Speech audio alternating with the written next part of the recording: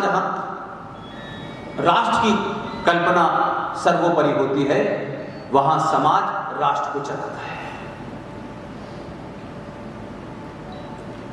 हमारे सामने संकट यह हुआ कि 15 अगस्त 1947 को एक झूठ बोला गया और उस झूठ का खूब प्रचार किया गया। जिन्होंने बोला उनकी किताब में भी नहीं है, जिनके दबाव में बोला उनकी किताबों में भी नहीं है कि 15 अगस्त 1947 को भारत आजाद हुआ है। शब्द आजादी भारत के किसी आर्काइव में नहीं मिलती, किसी किताब में नहीं मिलती, सब जगह बड़ा बड़ा लिखा हुआ है। उसके बावजूद भी शायद हम अपने नेताओं को राष्ट्र से बड़ा मान बैठते हैं, इसलिए जो भी कुछ उन्होंने कहा उसको कंट्राडिक्ट नहीं किया, उसको काउंटर नहीं किया, कभी उसके बारे में सवाल नहीं पूछा। इसलिए हमारी साइक बन गई है।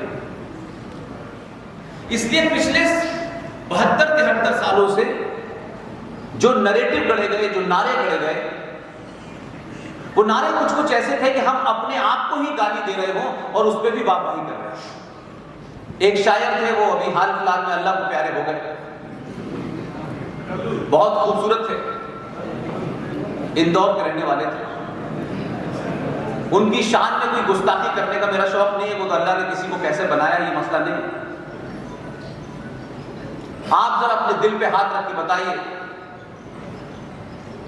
जब जब वो शायर ये कहता था 99% सनातनी हिंदू ताली बजाते थे उसमें। मैं बार बार सोचता था कि मेरी तो तालीम और तरबियत ऐसी जगह हुई है जहां मेरी समझ में आ रहा है, लेकिन ऐसा नहीं है कि इस देश में मैं ही एक अक्लमंद हूं, हजारों करोड़ों लोग अक्लमंद हैं, तो आखिर किसी ने इस पर टोका क्यों नहीं कि हम ताली किस बात पे बजा रहे हैं और उसने हमारे बारे में क्या राय बनाई होगी। वो आज का जो हमारे सामने देश की दशा है उससे समझ में आता है। और शायद हमारा एक लंबे कालखंड के कारण हमारे अंदर एहसास कमतरी, इंफीरियरिटी कॉम्प्लेक्स, एक कुंठा हमारे अंदर बैठ गई है कि हम कुछ नहीं है, सिर्फ गुलाम थे। हमारा इतिहास गुलामों से शुरू होता है, पहले हम इसके गुलाम थे, फिर उसके गुलाम थे, फिर उसके गुलाम थे, और उससे निकलने की कभी हमारे बुजुर्गों ने, हमारे राजनीतिक लोगों ने और समाज में स्थापित जो बड़े लोग थे, कभी उन्होंने नहीं की। राजनीतिक लोगों की मजबूरियां होती हैं क्योंकि उनकी बातचीत के अंदर वोट और सत्ता, इसके अलावा कुछ नहीं होता। लेकिन करोड़ों लोग, हजारों अध्यापक, बुद्धिजीवी, तमाम सारे लोगों ने इन बातों में कभी चर्चा नहीं की। लिहाजा जब वो ये कहता था आपसे कि जो आज साहिब मसनद हैं ये किराएदार हैं, मकान मालिक नहीं, और आप ताली बजाते थे,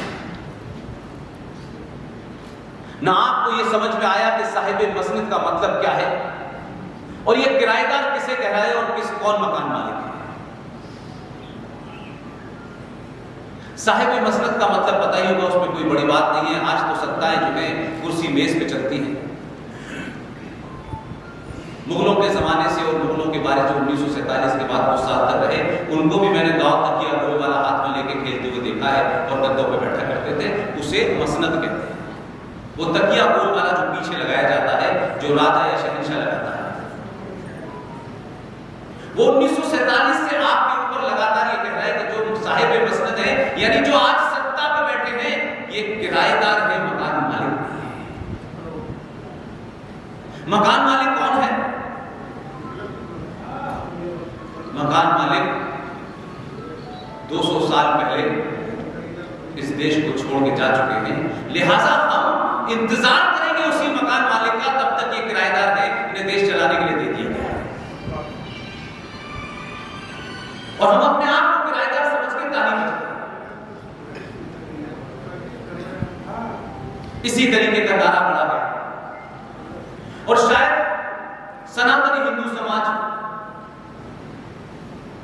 उसके अंदर का जो पुरुषार्थ था, उसके अंदर का जो ज्ञान था, उसको किसी ने यह एहसास ही नहीं कराया कि दुनिया की सबसे पुरानी सभ्यता, पूरी दुनिया को ज्ञान देने वाले लोग आप हैं।